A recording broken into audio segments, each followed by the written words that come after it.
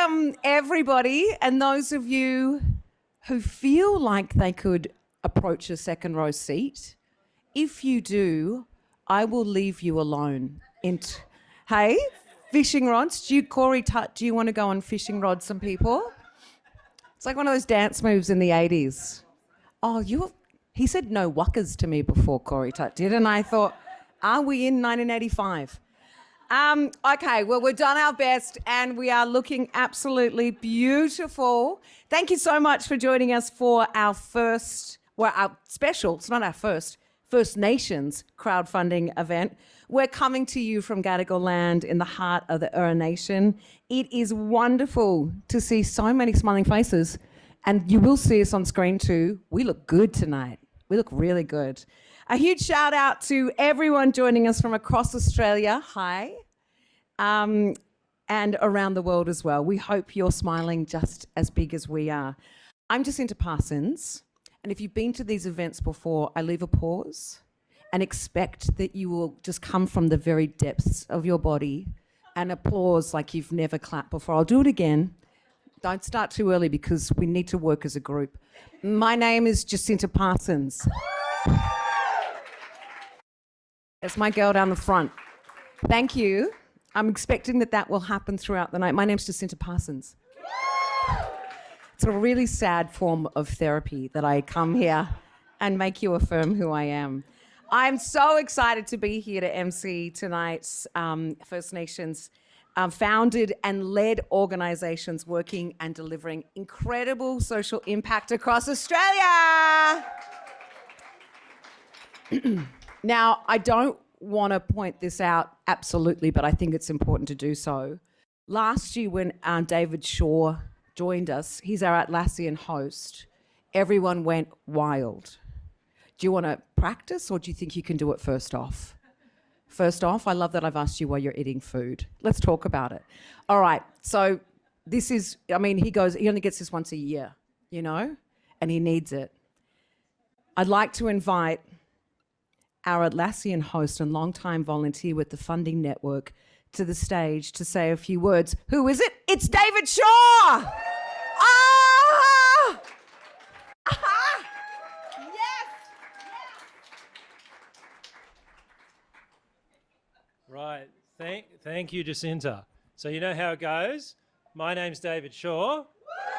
Yes, you're getting in the rhythm. So by the time we get to our three special guests tonight, and they come up on the stage to pitch their story, you'll know how to do it. All right.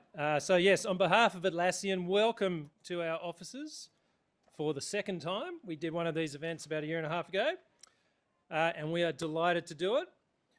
All right. As is typical for me, I have done absolutely none of the heavy lifting, and I'm just up front claiming all the glory on behalf of Atlassian. But on our side, our workplace experience teams and our workplace technology teams have put this great event together. So I'm going to start with some thank yous. So Hamish and Cicely from the workplace experience team organised the event and the food. We've got Anthony and Gwen in the soundproof booth doing all the tech. Mike, our cameraman, is doing everything pro bono. And even the four young men on the bar at the back, I've just discovered, finished their HSC 2 weeks ago, and they could be out drinking with their mates, but they're here tonight. Yeah. So the people I've just been speaking about, they do not like the limelight. So they would really, really hate it if you gave them a great big round of applause. And thank you. Yeah. All right. Quick plug for our foundation. Whoop. Sorry. Tech stuff's happening. Okay, cool. Quick plug for our foundation. In Atlassian's early days, our two founders, Mike Cannon-Brooks and Scott Farquhar, built giving back to the community into the DNA of our business with the creation of the Atlassian Foundation.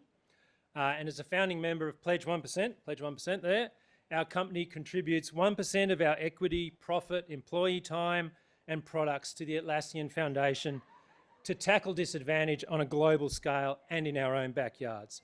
So the Atlassian Foundation works to unleash the potential of social impact teams, just like those pitching tonight, particularly teams changing lives through education.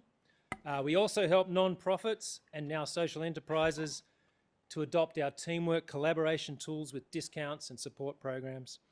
We even give all our Atlassian employees 5 paid days of leave every year to volunteer for causes they care about.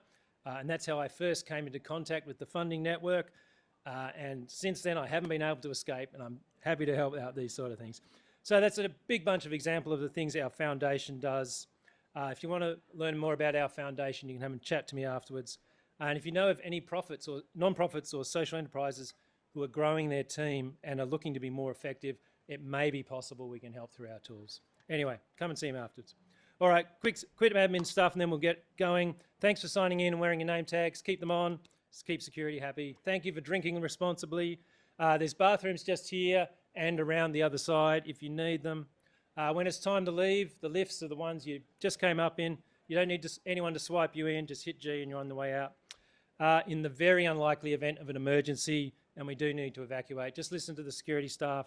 The stairs are just next to the lifts. We'll have to go down. Trust me, it's a long way down from level 29. We don't want to be doing that tonight. That's it from me. Enjoy the show. Back to you, Jacinta. Whoa, I just got electrocuted. So if I die, could someone speak to my children and say, it was a really great night I had tonight? All right, now I am so excited to introduce your next guest. I feel like she's a rock star. So when I'm around her, I'm very pumped. Please welcome me in, join me, I should say, in welcoming the wonderful Binaway Bales.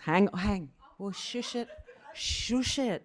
Joining us to acknowledge and honour our first storytellers and custodians of the land from where we're broadcasting live. Binaway Bales, she joins us of the Metropolitan Local Aboriginal Land Council. She's going to offer us a welcome to country. Come on. Yes. Thank you, Jacinta. You are actually one of the highlights. Every year I come to an event, I just can't wait to see you. But look, I'm very happy to be here and I just want to thank Kristen and team for all of the work that you're doing. I remember being Corey Tutt for Deadly Sciences advocate going back 4 or 5 years ago. So, you know, I feel very connected and acquainted with you, Mob. So thank you for the invitation. Now, before I begin, I always love to share a little bit of language. It's only a little bit, and we're trying to revive some of the language that was spoken by the Gadigal people, working with different knowledge holders and linguists and using some of that documentation that was recorded. So I'm going to greet you using one of those words to say hello, and I would love for you to greet me back using the same word. So to say hello, say warami. Can you, Mob, say warami? Warami. That was a slack effort, you Mob. A bit of energy would go a long way, I promise. And I am not going to excuse you if you're eating. Finish your food now. 3, 2, no, I'm joking. Okay, one more time. Warami. Yo way, too deadly. My name is Binaway. I'm a proud Koori woman, born, raised, and still living on the block in Redfern, where my family have been for 5 generations before me, my children, and my sister's grandchildren. So that's 8 generations in total on the block in Redfern. So very connected there. We can trace our maternal lineage back to the Hawkesbury Natives Camp, back to 1824. And soon after that, well, soon I mean maybe 30 years after that, migrated to Redfern after a lot of my family were a part of the Stolen Generations. So my mother's family, we're from here, we're from Sydney, and also connected to the Wonnarua and Bundjalung Nations of New South Wales. And then on my father's side, Birigubba, Gungaloo, Waka Waka, and Woolly Woolly Nations from southeast to mid-north Queensland. What does that translate to? Just means I've got a big mob and I'm right for a bed and a feed anywhere I go from Redfern to Townsville. Simple. I'm here today with the blessing of my elders and I am representing the Metropolitan Local Aboriginal Land Council. And on behalf of the Aboriginal communities within our boundaries and our board of directors, we welcome you to the lands of the Gadi. Now, for those that don't know, Gadi means grass tree and Gal is the suffix for man. But they weren't all Gadigal men. So Gadi, the grass tree clan. The totem for the land that you walk upon today is the Sangawena, with the dreaming spirit we call Gawara, the whale. Gadi land, well, we have had lots of conversations about exactly where the boundaries are, but some of the boundaries that we've spoken about are from South Head to Petersham, then Randwick to Balmain, the footprint for one of 29 clans of the Sydney Basin. So I'd now like to pay respects to all First Nations peoples and the lands that you have all travelled from. And equally, I want to acknowledge our non-Indigenous brothers and sisters who show up and support the causes every single year. And we appreciate your contributions always. Thank you.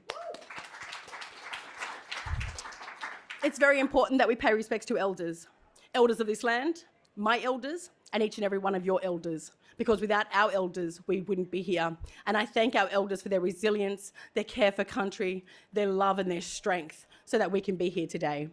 I remember asking my granny, why do we do Welcome to Country? And my granny looked at us and she said, darling, these are our ancient diplomatic protocols.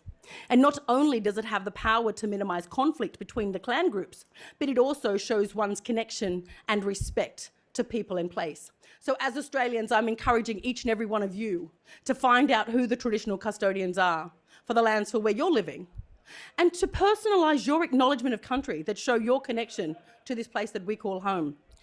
In closing, I want to share a little bit of wisdom from my granny. It's called Honourable Ancestor. And my granny always says, our actions today determine the kind of ancestor we will be to the children of the future. My granny always reminded us, we need to ensure that the future generations have the inherent rights to fresh water to drink, clean air to breathe, and good food supplies to nourish and sustain all life for as many generations in front of us as we do behind us. So it's up to all of us to care for each other, to care for country, and be honourable in our actions and in our intentions. On that note, dig deep. No, I'm joking. Okay, I'm going in the language of the land of Aboriginal people here in Sydney or in Gadigal. They say yanu yanu for I will see you again. So do you want to give that one a go? Yanu yanu.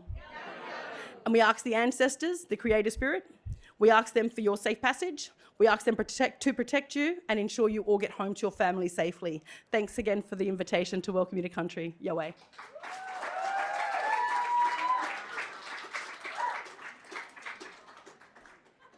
I just got spiked again by that. That's why I love this human so much. Been away Bales, everybody. Like the way you do a welcome is just so meaningful. Thank you so much again for being part of our brilliant thing tonight.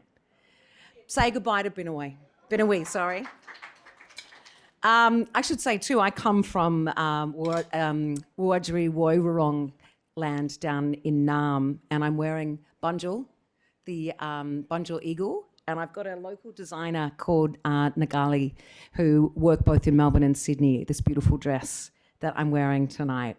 We'd also like to say that the Funding Network accepts the generous invitation of the Uluru Statement from the Heart and is committed to walking together to build a better future for all. It always was and it always will be Aboriginal land. For those of you who are new to the Funding Network, or TFN for short, you are actually in for a treat. TFN was created to ignite grassroots giving, creating connections that change the world. I'm now going to pass on to Kristen Lark, CEO of the Funding Network. She's going to introduce the event, give you all the play-by-play rules. Again, please give her a massive round of applause. Thank you, Kristen.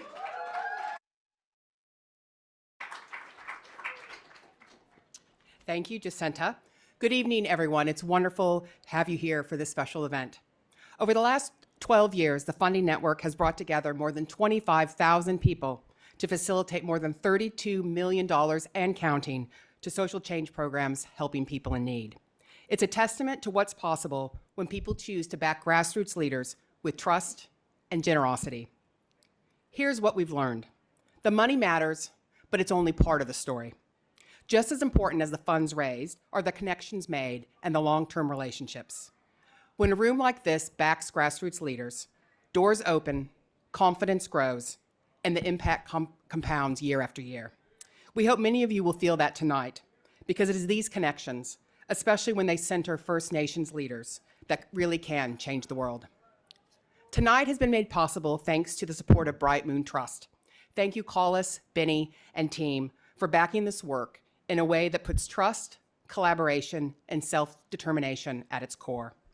Thank you to David and Lassian for hosting us in this beautiful venue and for demonstrating your technology prowess with the live stream.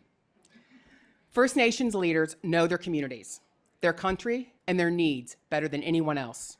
At TFN, we believe our role is to offer a platform to share their stories, connect them with flexible capital and expanded networks, and then get out of their way. The three leaders you will hear from tonight are First Nations female founders, each deeply rooted in her community and delivering programs that build strength, resilience, and pride. After an open call for applications, they were selected by our First Nations selection panel. As a matter of best practice, decisions were held by First Nations leaders.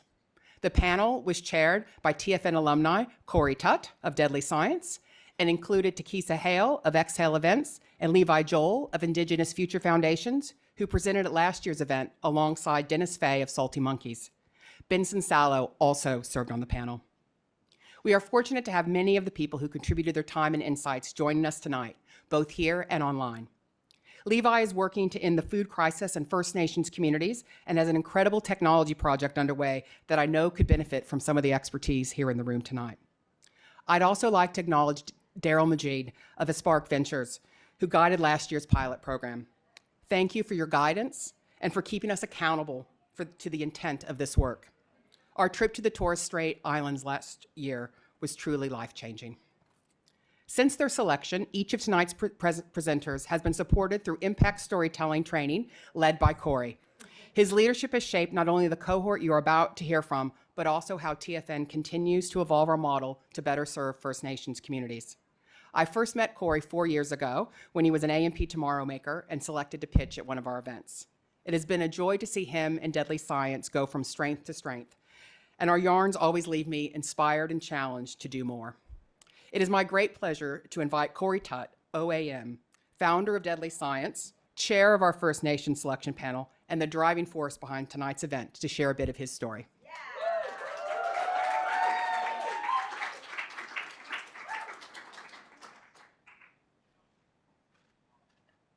First of all, thanks for using a younger photo of me. I look way better there than I do now. Yeah, so 4 years ago, which is one Olympic Games ago, we have to jump in the DeLorean, and you guys are way too young for that joke. I'm working 2 jobs. I've got a GoFundMe page, and I've got a spare room full of boxes of books and STEM resources that I'm sending all over the country. You know that you go to Australia Post too much when they know your name and they give you a birthday present. So I actually broke my foot going to the post office.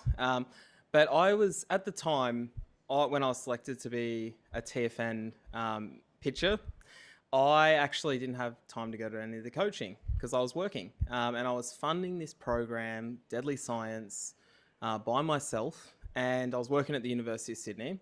And it was really, that night changed my entire life. I had one shot, one opportunity, and I'm not wide enough to rap Eminem at you, despite popular belief. But I got up and I spoke about Deadly Science and the passion for our communities. You know, we have so many amazing young people out there, and Deadly Science is now employing 30 people across Australia, and we're putting black fellas in the classroom, which is where we belong. You know, we are teaching our knowledges, and we're also got this program called Deadly Labs. I like the word deadly, but you guys are going to donate $5 for every time you hear deadly tonight, right? Sound good? We're going to say it about 2 million times. You guys are going to be broke. But it was really important that Deadly Labs was this concept I made in my spare room around using our knowledges to help young people. So Deadly Labs teaches kids how to use traditional bush soap. We test the polymers and we get kids making Western soap. But that is purely to combat rheumatic heart disease. And we use our culture of using traditional bush soap to make soap equitable for young people. Because our young people are more at risk of getting rheumatic heart disease than any other group of people on earth. We have more rheumatic heart disease in this country than anywhere else. And you know what? It's completely preventable. And it's preventable through our culture and our knowledges and giving them back to our young people. We also built the world's first ever juvenile justice STEM kit, where we took 9 young inmates from Akamina, Bundjalung country, Jingawala, any Bundjalung people, and we taught them how to make their own STEM kit. So they came up with the concept, they built this concept, and also, I'd be remiss not to mention him, Vinny Scott, who's a Dungari Darrell man. He's our head of Deadly STEM in schools. You know, we go out to schools and we teach this stuff to all kids, which is really important. But that's not why we're here. We're here to talk about these free, lovely organisations that I've had the honour of getting to know over the last few months. And you're going to hear some incredible stories tonight. In fact, our free presenters have travelled 1,850 kilometres just to be here tonight. So give them a round of applause for making the effort.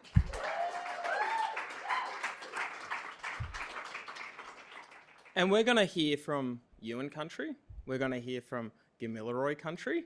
We're going to hear from Bunjalung country. We have got three of the most amazing people. However, there was a number of amazing Aboriginal and Torres Strait Islander organisations that applied for this TFN tonight. The three people tonight are incredible, but they're only just a snippet of the amazing people that are in our community. And I don't like the word donate. Tonight, you're not donating, you're investing. You're investing in the dreams and the visions of these three amazing social change makers who are changing the outcomes for our community. And it's not just an Aboriginal and Torres Strait Islander thing, it is our responsibility for young people to make people feel connected to culture. You are going to hear these amazing stories and you're going to hear vision. You're going to hear from people that are running and getting healthy, which is something I need to do. You're going to hear from the Gundi from Lightning Ridge, connecting to culture, helping people connect to language, helping connect to their history, which is, again, something I need to do. I'm very busy. I don't get to do enough of it. And you're going to hear from an amazing woman who is helping young mums feel connected and supported. And that is something we can all relate to here tonight. All three of these women deserve your investment. And if they don't get your investment tonight, they sure as hell deserve it tomorrow. So don't let this conversation die here tonight. Support these people and let's have a really great night. Thank you.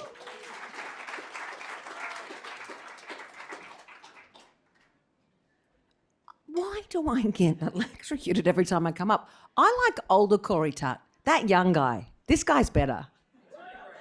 No, Gray's good. You are George Clooney. Corey just asked if he was the black George Clooney. You kind of fed that in, yeah. You made me say it.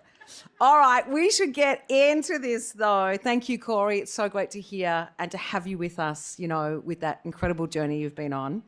But let's dive into why we have gathered here tonight to throw our support behind three exceptional First Nations-led organisations. Now, each presenter is going to have 6 minutes by which to share their inspiring story, followed by a chance for you to ask your burning questions. And after we hear from all three organisations, we're going to offer you the opportunity to pledge your support, or I like it, Corey, your investment. I'm going to share the details on how that will work when we get to that part of the night. So if it's stressing you out, take a breath. It's going to be okay. Please note that the presentations tonight will include stories of trauma. And while we hope all the material included is safe for you, you're also very welcome and encouraged to step out of the room and hit the mute button at any time. And please remember that there are help services available. This is a question that I need you to respond to with enthusiasm. Are you ready to be inspired? Are you actually ready to be inspired? Thank you for your enthusiasm. You're driving the energy here, and I love it. Our first organisation is Deadly Runners. Deadly Runners began with a small, committed running group in Queanbeyan. Today, they deliver free, culturally safe programs in regional New South Wales that meet people where they are, from beginner groups and leadership camps to pathways for nationally accredited coaching. The movement builds confidence, resilience, and pride, demonstrating that mob-led, culture-grounded programs can create self-determination, visibility, and lasting community connection well beyond the finish line. I mean, you've given it up hard tonight, but this is where you've really got to dig deep. Welcome, founder Georgia Weir, to tell us more. I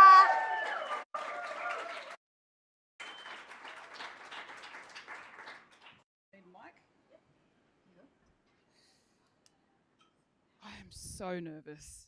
but all good. I just want to acknowledge that we are on Gadigal land tonight and pay my respects to elders past and present, and also acknowledge that sovereignty was never ceded and this always was and always will be Aboriginal land. Is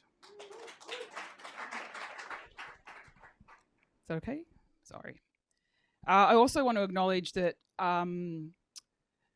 there are 2 other strong Black women here tonight, and I've watched this space shift in my lifetime, and I'm so honoured to be here and to be sharing the stage with Mia and Evie tonight. So, thank you.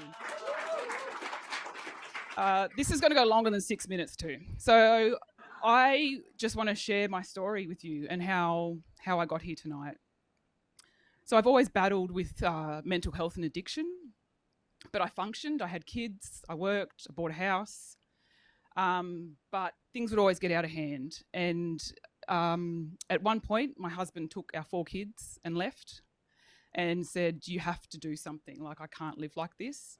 And around that time, I was also incorrectly diagnosed with bipolar and prescribed psychotropic medication. And one morning I got my box of medication down off the fridge, and I just had this knowing that this wasn't it, that this wasn't life, and I was going to do something. So I signed up for a 5K. Running was a last resort. So signed up for the 5K, started training, and within like a few weeks, the impact was so significant that I actually left my government job, got my relevant qualifications, and I put a call out to all the mob in Queanbeyan and just said, who wants to learn to run? This was a free program because I felt like I'd found something magic and I wanted to pass that on. So I put a call out and people turned up and more people turned up, and it snowballed into something that I never expected it to. So a few years after that, Deadly Runners started in Queanbeyan. The program was misappropriated by an organisation that I trusted and a person I trusted, and this broke me. The impact was devastating. I started drinking, and then drinking some more, and then taking drugs. And before I knew it, I was in a full-blown ice addiction, and I'd left my husband and my children. But we lost our house that we'd recently bought as well, and our jobs, and we lost everything. So I have a good husband who stuck by me and fought for me, and in his words, he said he never forgot who I was, and that's why he fought. So I got clean in 2018 and trademarked Deadly Runners, but what I'd been through had actually forced me to go on a journey inward and understand how a healthy mother of 4 who loves her children ended up a drug addict. So in 2022, Deadly Runners started back up again, but this time the reason why was because I didn't want anyone to go through what I had been through and what my family had been through. So Deadly Runners operates today by combining the 3 things that completely changed the trajectory of my life and had a profound impact on it. So the first is running. So a lot of mob, we have complex trauma and addiction rates just higher. So what people with, complex trauma and or addiction, they don't sit well in discomfort. What long distance running does, it teaches you to sit in discomfort and that it's okay. The second is our leadership camps with a trauma training component. So when you give people, mob, the space and the time to learn about trauma and complex trauma and childhood trauma and how that shapes your decision making and how you view the world and your physical and emotional responses, it removes shame, and shame's big for us. And when you remove shame, you create this beautiful space to be kind to yourself and have self-compassion. And the third thing is creating opportunity through leadership and covering the cost of race entries. So when I've seen people coach and lead in their communities, a Deadly Runners group, the shift you see in how they carry themselves is a feeling I actually find hard to articulate. It's incredible. And covering race entries isn't actually like a nice little thing we do or a cool thing. It's actually a key essential part of the journey they go on. Because when they train hard for something, when mob train hard for something, and then they go to these big events, it actually expands their awareness on what is possible. So Deadly Runner's vision is actually quite simple. Mob are thriving, courageous and healthy. In the last 2.5 years, I've had 160 people go through the Deadly Runners program and completed at least a 5K. They've gone on to do 10 half marathon and full marathon. I've done 3 leadership camps in that time where 26 people have got nationally accredited qualifications in level 1 coaching with Athletics Australia, mental health first aid and trauma training. Of those 26, I've employed 6 people on a casual basis to deliver Deadly Runners in their own community. So one of those people is this young fella, Harley, whose permission I have to tell his story tonight. So when I started in Deadly Runners in Narooma a few years ago, Harley's battled with addiction too, So when we started, I'd see him and he said, I'd join one day. And he actually did join. And he did the 5K program. And then he did the 10. And then he went on and did a half marathon. Then he attended our leadership camp and got his qualifications. And I now employ him to run Deadly Runners in his own community in Bega. And he ran his first marathon in August. And he's about to be a dad any day now. Yeah. Lost my place. So what I'm asking for tonight is $30,000 to launch the very first Aboriginal-led trail running event on country. This will be taking place on the far south coast, on Yuin country, where I have lived for the last 2.5 years. I've lived in a lot of communities, and the mob on the far south coast are probably the most staunch and kind people I've actually ever met. So they, despite a lot of adversity in the past, they have maintained a really strong connection to culture and actively reclaim language as well. So to be able to create an opportunity to have this on their country and for them to share that would be an absolute privilege. And I just can't, the feeling we get when we run on country, it does something to our spirit. And I'll leave it with that. So this event will create economic benefit by employing and training Deadly Runners and local Aboriginal businesses. It will help us actually create a foundation to have an annual running event that's going to help us create a sustainable revenue stream that we can put directly back into our impactful programs. So this is your chance to back an Aboriginal-led initiative.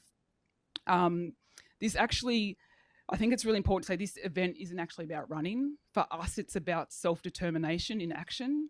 It's about it's about reconciliation in action. And it's about Aboriginal people leading from the front and inviting all Australians to come and run with us. So we're ready to go. We've got event management experience on our team. We've got a partnership with a major sporting brand apparel, and we have a local business owner donating the use of his land and accommodation for this. I just need you to make it real. $80,000 will fund a leadership camp and provide ongoing learning and development for our Deadly Runners. But what I'm going to do is finish tonight with a quote that I have pulled from our recent impact report. Deadly Runners stands as living evidence that culturally grounded, community-led initiatives are not the alternative. They are the blueprint for lasting change in First Nations communities. That's it, I'm done.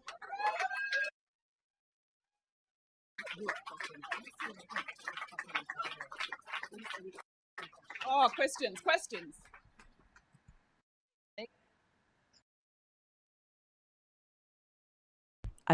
I am saying, far out you. It's always the people that come up here and say, I'm really nervous, and then absolutely, unbelievably tell us from your heart.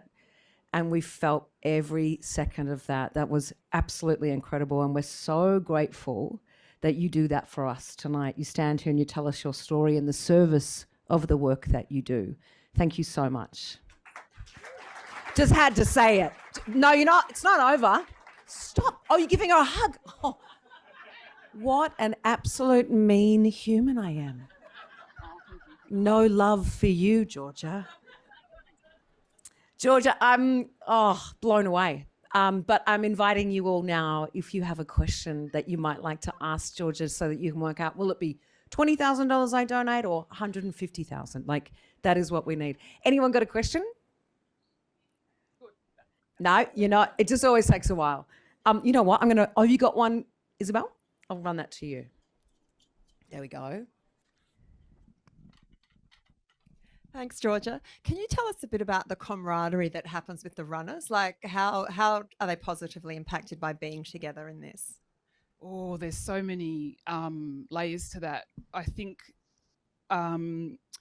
it's shifting, but a lot of mob, we never used to gather over a lot of positive things. You'd see each other at like funerals or drinking, and I think this is this forms positive social connections, and especially on the far south coast, it connects 3 different communities who we all travel to each other's community to do different types of runs.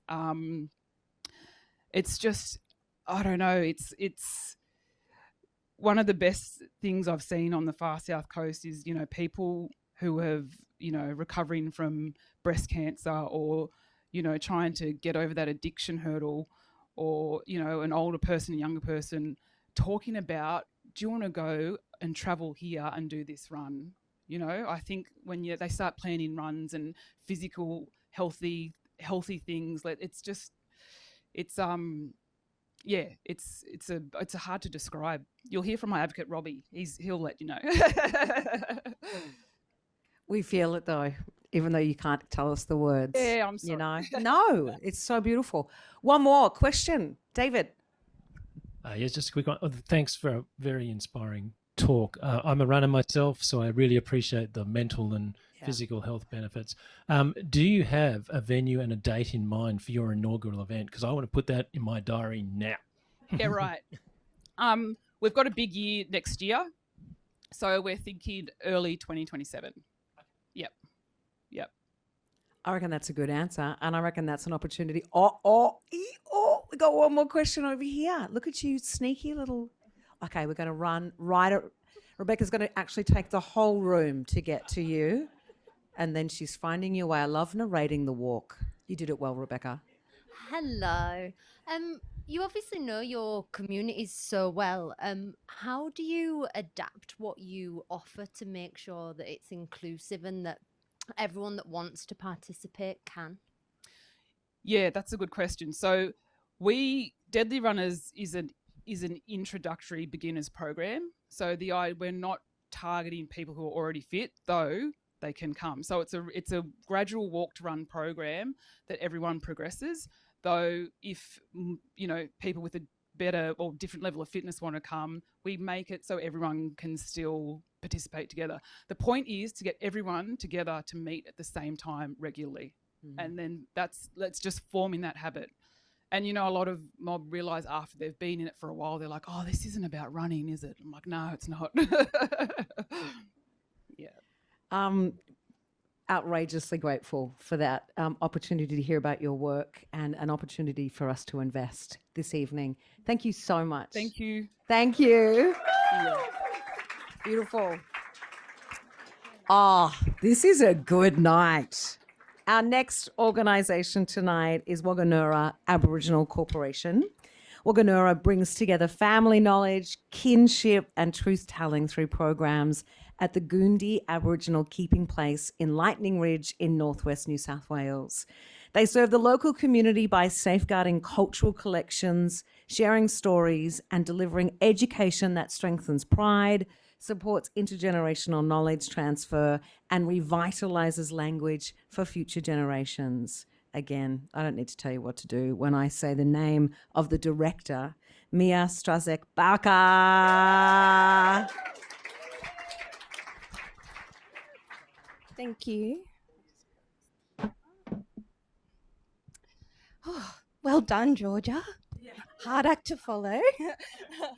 But Yama, everyone. So my name is Mia Strazik Barker, and I'm a proud Yuwalari Gamilaroi woman from Lightning Ridge in northwest New South Wales.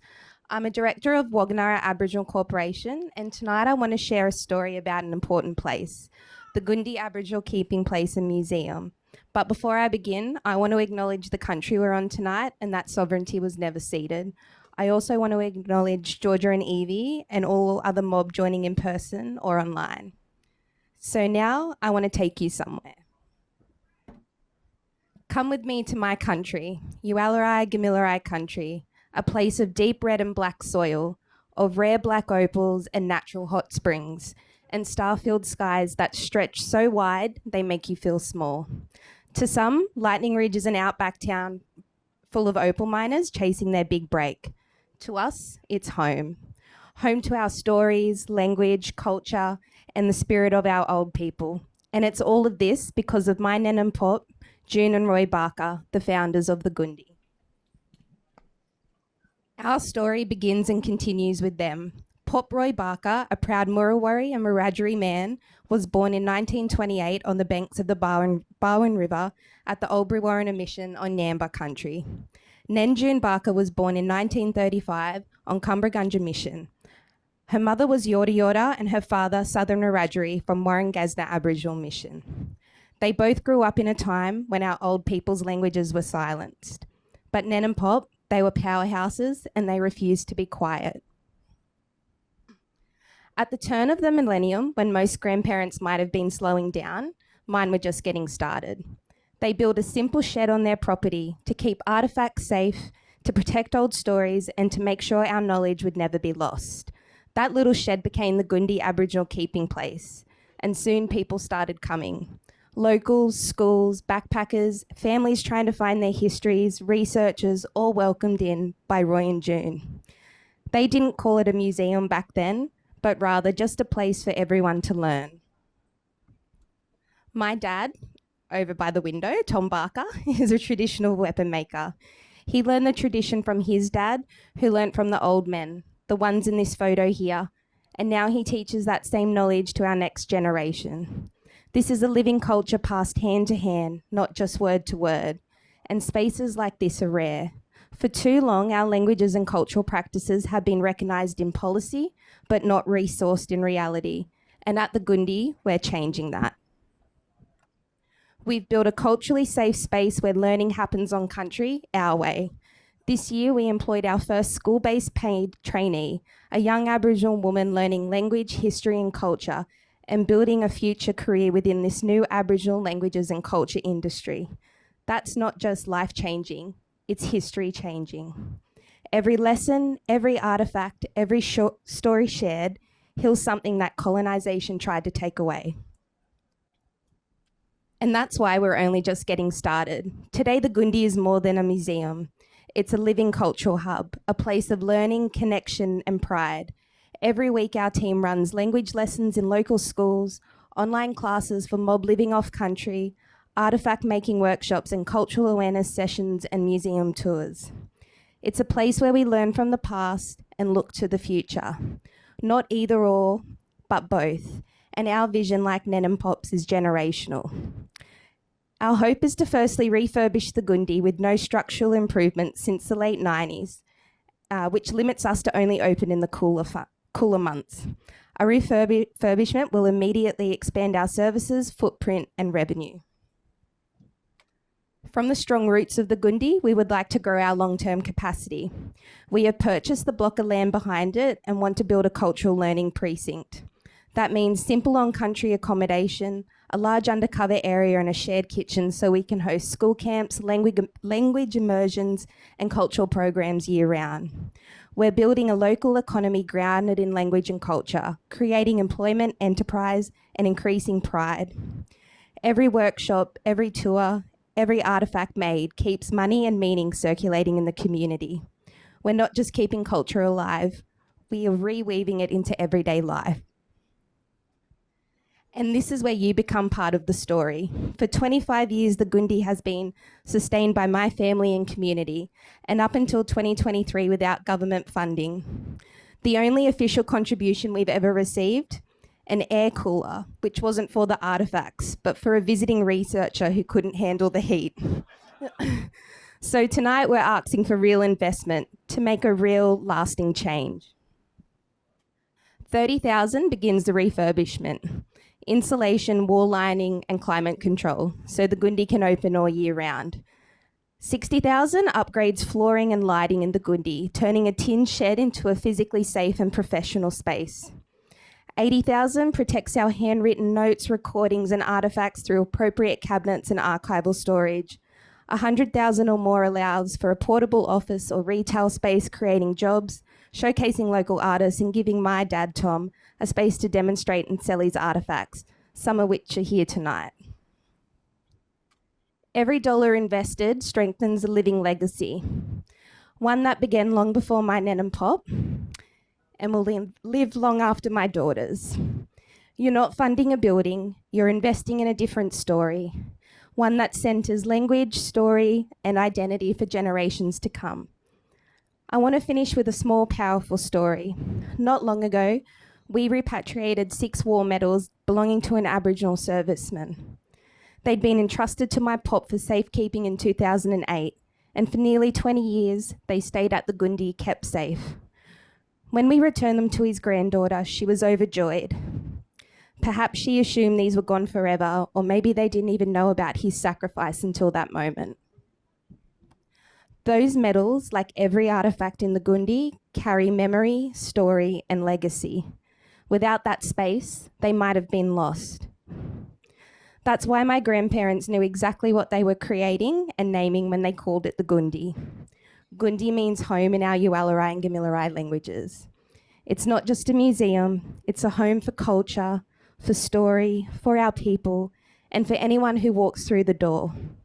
So tonight I invite you to be part of expanding that home and to help us keep it strong. A renovation for the generations who are yet to walk through its doors, and for the ones whose footprints walked through long ago and those that are already there. Mayuba, thank you.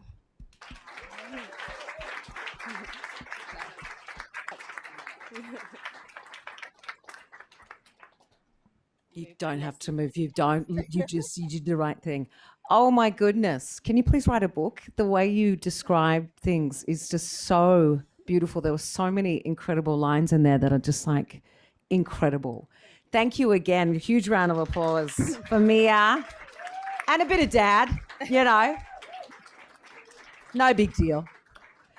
If anyone has a question to ask of this incredible project, hands in the air like you just don't care. There we go. You are a good soul. Oh, and microphone is coming straight to you.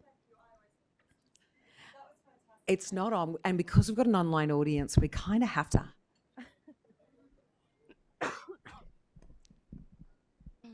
Is it working?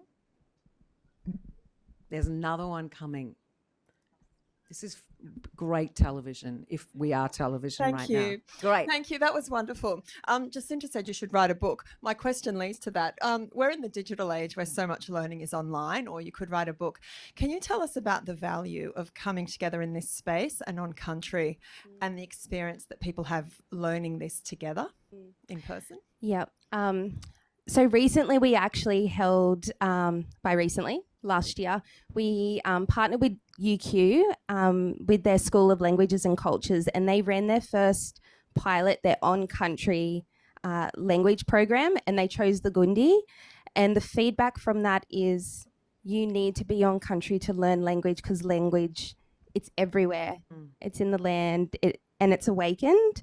And that was some of the feedback that we got. And same with the artifacts. And culturally, it's important that the artifacts are there on the country where they come from as well. And we've, at the Gundi, we'll be away for a week and we'll come home, and people have actually left grinding stones, left all these artifacts, which we think are from potentially some of the farmers and the properties, and they're returning them to country. So we do a lot of that work as well at the Gundi, where we're looking at rehoming, or we keep them at the Gundi because that's where they belong as well. You did it again. That is the most beautiful explanation about, language, even describing it in that incredibly important way. Maybe time for one more question. Yes, many questions come. At the end of it, this is where everyone just waits and goes, oh, I do want to ask it. Do it.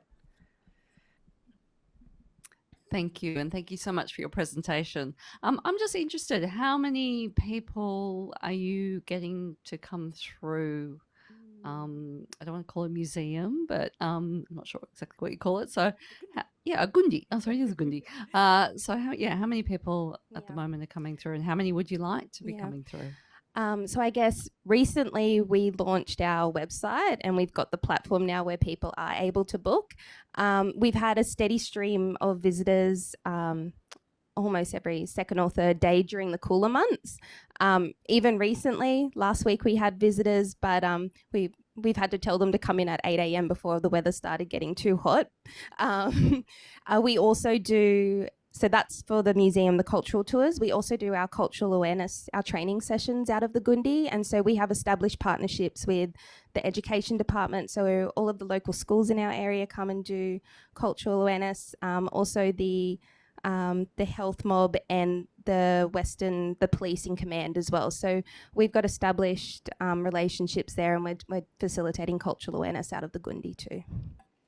I just reckon unreal, so incredible. Thank you so much, Mia, for taking us home and meeting, Nan and Pop and showing us the incredible work that you're doing there. Round of applause. Bloody good.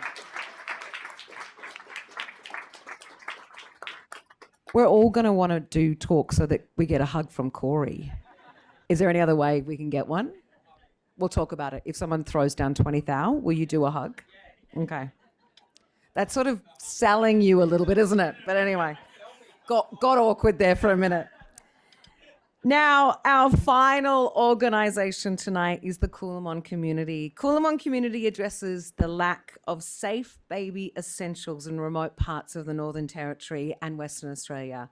Working through trusted Aboriginal community-controlled health organisations, it provides the Coolamon a culturally safe sleep space bundled with blankets, clothing, nappies, books, and affirming resources gifted by local health staff, telling families they are seen and supported from a child's first days.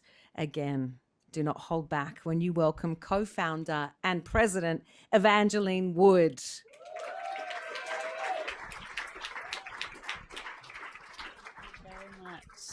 Before I begin, I just want to say a massive thank you to the two beautiful women who have come before me. Eloquent, captivating, definitely a hard act to follow. Thank you. And I would like to also pay my respects to all mob, any who's online as well. Thank you for joining us. Everyone's come a long way, as Corey mentioned before. So hello, my name is Evie, which is a little bit shorter than Evangeline. I'm a descendant of the stolen generation from Arabana country with a family history of removed children in my family. But the reason I'm here today is as the founder of Coolamon Community, and we support First Nations women and babies to get culturally safe healthcare at the very start of life so that they have the best possible start. We are a First Nations-led organisation supporting Aboriginal mums and Aboriginal babies. This all started from my living room, but I can tell you that story a little bit later if you're interested. When you think of babies, you are going to think of life's greatest celebration. If you've had your own kids, remember those vulnerable, joyful early days where you were wondering if you're going to have all of the support that you need. But in many regional and remote communities, joy and support is just far from the reality. Many babies are born during sorry time where celebration just isn't possible. Many remote communities have no access to baby essentials. Mothers are bringing babies home with no safe sleep space, no nappies, not even a blanket. Does this make that mother a bad mother? No. Our women often feel unsupported or unseen and unsafe in the public hospital system, where bias that is conscious or unconscious still exists today, and the results are heartbreaking. Infant mortality in the Northern Territory is more than double the eastern states. Removals into out-of-home care for WA and the NT are 20 times higher. We can't change these statistics tomorrow, but with your partnership, we can change the start for at least 100 babies and 100 mothers tonight. Just imagine the ripple effect. Let's think about what that number means in real life. We know of mothers who have gone through 9 months of pregnancy, gotten all the way through labor, only to have baby removed before she'd even delivered her placenta.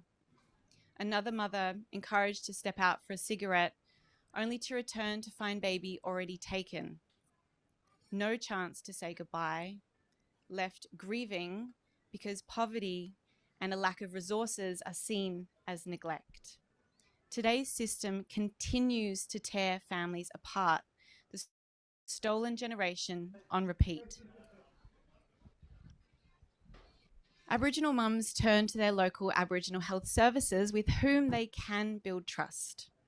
Aboriginal health services have long carried the knowledge and the care, but not always the means to put it into practice. This is why we created the Coolamon. We place the right resources in the right hands. We help them bring their words to life, creating safe beginnings where care is not just spoken, it is felt, and this is why we exist. Each Coolamon contains a culturally safe, ACCC compliant, safe sleep space bundled with all of the newborn essentials. Community asked and we delivered. This is a resource created in consultation with Aboriginal health services, aunties and elders. This is far more than a beautiful gift. It is the moment of celebration these mums deserve and the connection to genuine, vital healthcare services that they have a right to receive.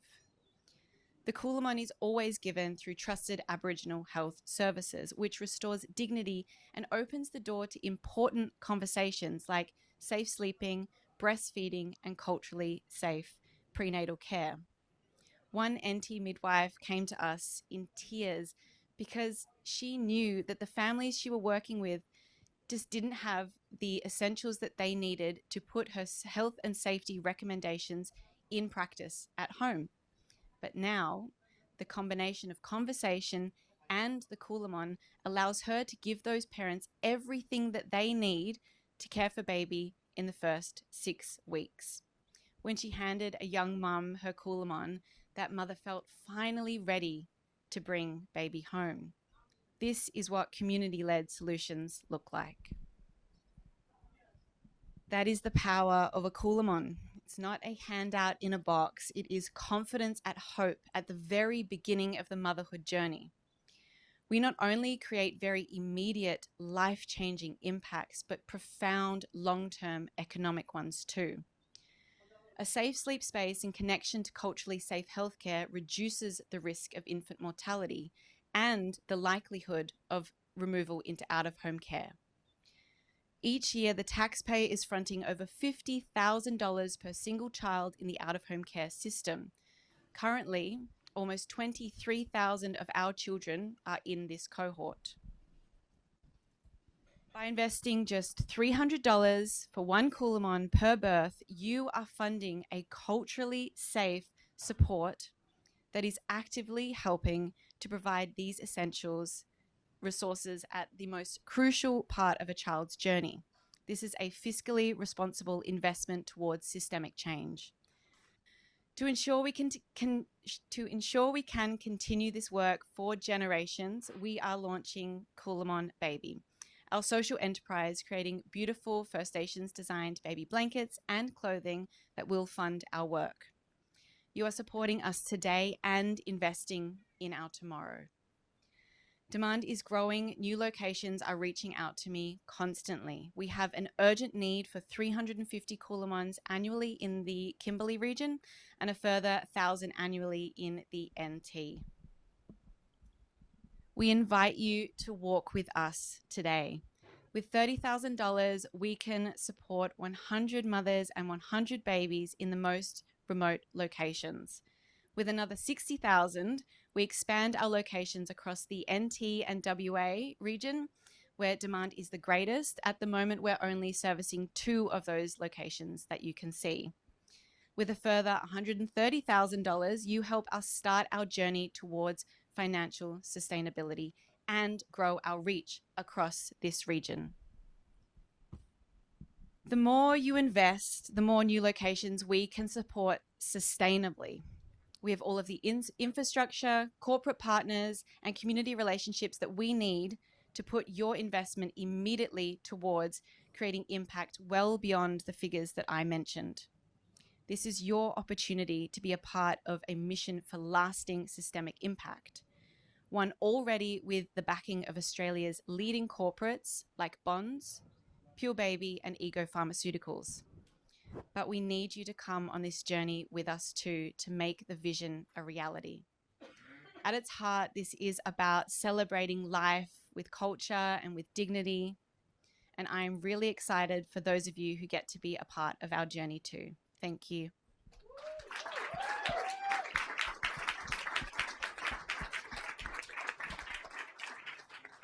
Why did we not charge entry tonight? Because we are so lucky to be here listening to that, all of you this evening. Congratulations, and what an incredible story you share with us, and such, obviously, incredibly vital. Any questions from, yes, good, down there. We've got one behind the fern. It's a new TV show. Thank you. First Nations women have been the engine room behind our communities for 80,000 years, and I think this project is obviously about caring for the first 2,000 years of a young person's life. I think I was wondering if you could talk about the long-term economic impact of supporting a mother at their most vulnerable moment. That was such a good question. Yeah, definitely. It is something that I touch on briefly, but it is so multifaceted and multi-layered. When we are supporting women at that really crucial, really vulnerable time, not only does it have a positive impact on her health and well-being, but also on her babies and her families as well. So yes, I'm just talking about a mother and a baby combo, but it really is that whole family unit. And we know that if we are creating an incentive for women to appear early in pregnancy to their healthcare provider and frequently in pregnancy, that she's going to have better health and well-being outcomes for her and baby, and that they're developing that connection to last them well beyond that. And if you are seeing your healthcare provider that is providing you with culturally safe healthcare, then you can get on top of things that might potentially be a bigger issue down the track, and that is going to also save the taxpayer. In the public hospital system, there's also a lot of risk of incidents of trauma and things like that. So if we're also avoiding that, we're avoiding more mental health crisis, and it continues to grow. The places I could take the impact are basically endless, which is really exciting. Thank you. Incredible. Thank you. Maybe one more before we move into the bit where all your money comes out of your pocket and you just sort of give it to us. Jerome, there's a jog. Just so you know, if you're watching us online, there's jogging. What was your own inspiration to start this program? Love that question. So my family has a history of removed children, dating back to my great-gran, my mum's generation, my aunties as well. And when I'd had my first kid, I was giving away a bundle of newborn essentials, put it on Facebook Marketplace, and a social worker reached out to me. And something that had been kind of a family history story that had been told to me, it became very obvious that this is something that is happening now and is projected to continue to worsen. So I had to do something. I understand the effect that it's had on my family, and if I can do anything in my power to ensure it doesn't happen to other families, or do what I can to at least reduce the number of families affected, then that's what I'm going to do. I mean, how do we even respond to that? Evie? I do like Evangeline, but I'll respectfully call you Evie. Love that. Yeah. Is she watching? Hi, Mum. I called her Evangeline for you. Hang on. Evie, you get a hug from Corey. Is it consensual? You have to, yeah. Thank you, Georgia, Mia, and Evie. And I reckon the most dangerous thing that has happened in this country is those three women have met each other. And they are gonna absolutely wreck the joint the way they need to. Can we please give them a huge round of applause? Like, I do so many of these, and I am just blown away by how you let us into your work and your worlds tonight. And we're so grateful, and we're going to receive that and do something with it. But what we have to do is do it in private, because we don't, it's kind of awkward, isn't it, when we're giving you money and you're there. So we just think, why don't you go and, you know, do whatever it is. What's that called when you're conspiring? Conspire together, the three of you. Please give them a round of applause as they leave. Clap a lot over here, because it's really awkward when you're walking out and the clapping stops. Keep it going. More of it. There's a baby on board as well who we're very proud to have with us. Oh, are you all right after that? Oh, I feel like that was just utterly amazing. Okay, while I explain how the pledging is going to work, we're going to try and top up the drinks. You know what I loved about what David said? He goes, how incredible that some kids who've just finished high school are looking after the bar. David, 1 and 1 equals a couple of teenagers within the right age realm having a very good time tonight. Did you hear me though? It's time to top up the drinks. Yeah. Not clapping, you've got to bring the drinks. Oh, you're opening them. So just put your glasses out. They will come and do what is required. Don't get distracted though. This is just to help make you feel more at home. Now, also, should we talk pledging? Yes. We're going to focus on each organisation one by one, just like they presented. And then we're going to zoom back for a super speedy second pass. An advocate for each organisation will share why they support their work, and then we're going to kick off from there. Our goal tonight is so simple: spread the joy of giving and raise as much support as we can together. What are we missing out on TV tonight? What's tonight, Wednesday? Is it Big Brother? This is so much better. Remember, pledges are tax deductible. There's no limit on how much you can give, because I know you're all wondering, God, can I give all of my money? Yes, you can. And at the end, we're going to share more ways to support these fantastic organisations with your time and talent.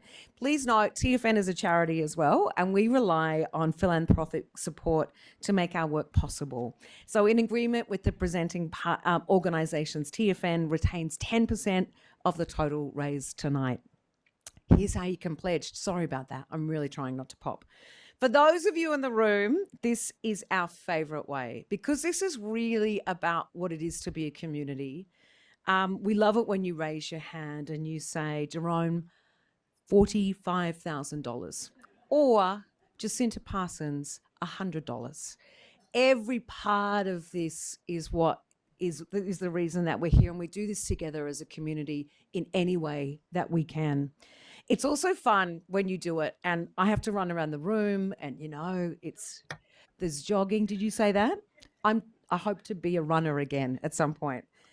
You can also, though, if that's not your scene, you can also do the QR code that's on the page. And if you're online with us, we love you, and you'll be able to do that by using your mobile phone or wherever you are. You'll see the pledge appear on the screen where you are and added to our total in real time. So you can also pledge anonymously, you know.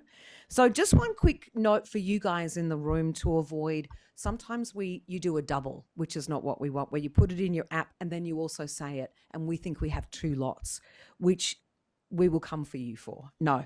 If you pledge on your phone, you'll see it pop up on the screen right away, so you don't need to call it out. And if you call your pledge out loud, please skip that mobile entry. Now, this is so good. I'm excited to announce that Bright Moon Trust is going to match the first $30,000 that's raised tonight. That means you'll see your pledges double on the screen. I say this every time. There is something thrilling about a bar graph that doubles. You know, you expect it's going to do that and then it does more. This is unfortunately part of the thrill of tonight. It's actually so good though. Every time you do that, we're going to double it up until $10,000 per organisation. Should we get cracking? Oh, God. Should we get cracking? Yeah, let's do it. Let's get started with Deadly Runners and call on their advocate. Come on, Robbie, take a deep breath. It's Robbie Townsend to kick us off.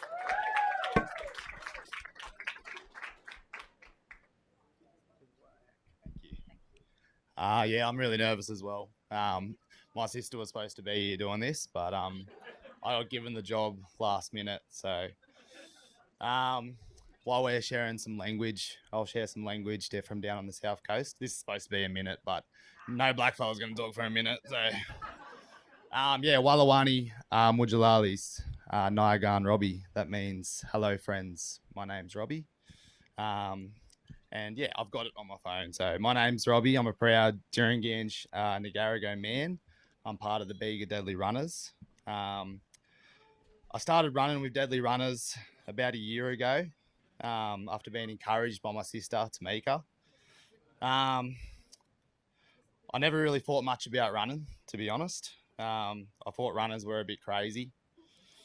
But after a few runs, I could see what Deadly Runners was all about. Community, family, and mob being together in such a healthy way. Inspiring each other and lifting each other up and changing perceptions in community. That's a big one. I love Deadly Runners and I love what it stands for. It's led by community and for community, and that's what our mob need. For me, Deadly Runners has given me a family and a network of incredible blackfellas, all with their own stories. Health and fitness is a big part of my life. However, this wasn't always the case. Personally, I've struggled with addiction and my own mental health issues, but Deadly Runners and culture is what helps me keep me strong. I mentioned my sister before. She's part of the Narooma Deadly Runners, and she is someone who inspires me every day. She lost her partner in a sudden car accident. She's a single mother of two beautiful girls, Zali and Rose. Sport was always a big part of her life. And being an only parent, it makes it pretty hard for her to do that. She goes to Deadly Runners with a pram and pushes the two girls 3 times a week. The pram weighs about 60 kilos and they love it. My two nieces are best friends with George's little girl. They have experiences where they see their mob fit, healthy and thriving. Tamika this year alone ran the Sydney Marathon, which is an incredible feat. Yeah. There are a lot of other stories like this in Deadly Runners, but there isn't enough time to share them. But hopefully you mob are keen to get involved and learn more, because this program is more than just running. It changes lives and it changes communities, and it's worth backing.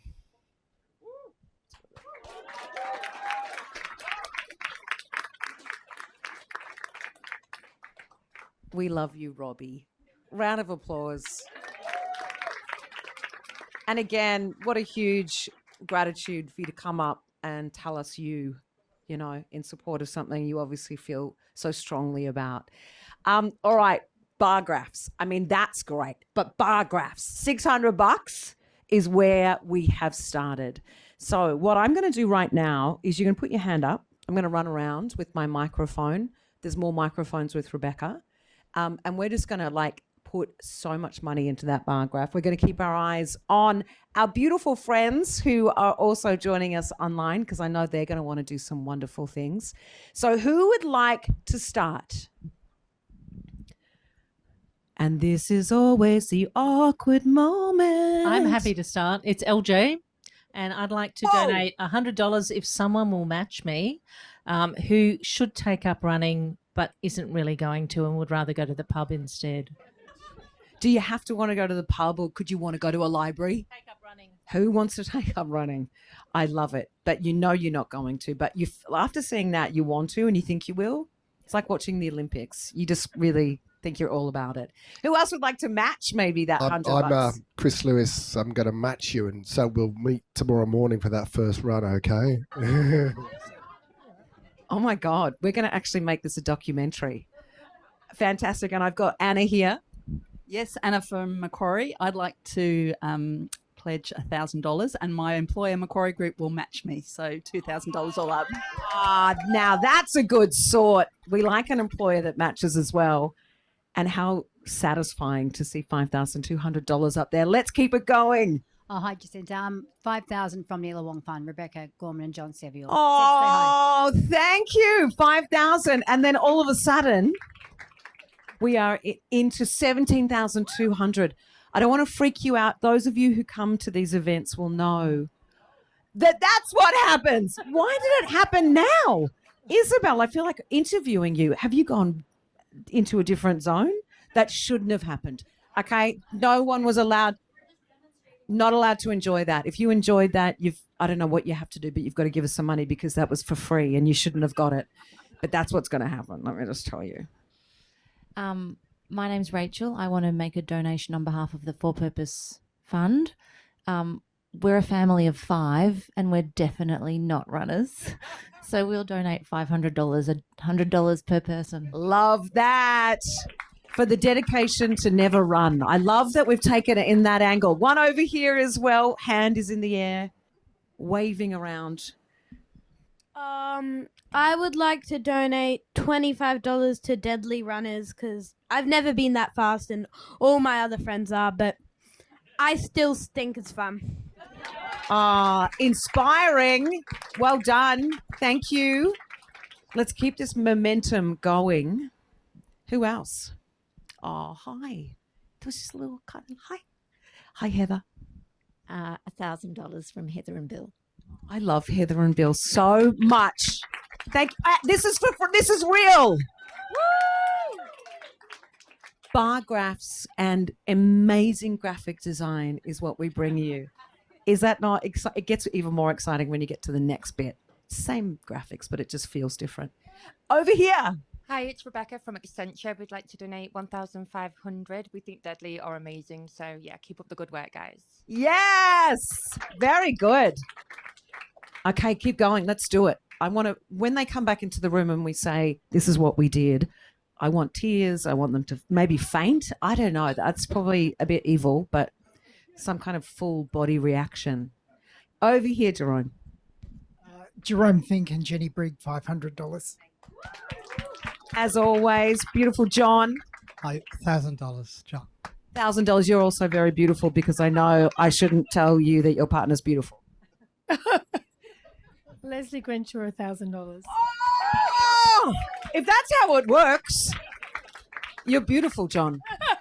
No, we won't do that again. Love that teamwork. 24,007. You know, you love someone when you both do that. You know, that's what good family is. I'm just looking at people. I'm not judging anyone else about it. But so 24,725 is good. It's really good. Oh, I love, you know what? Head cock, hand up. Love it.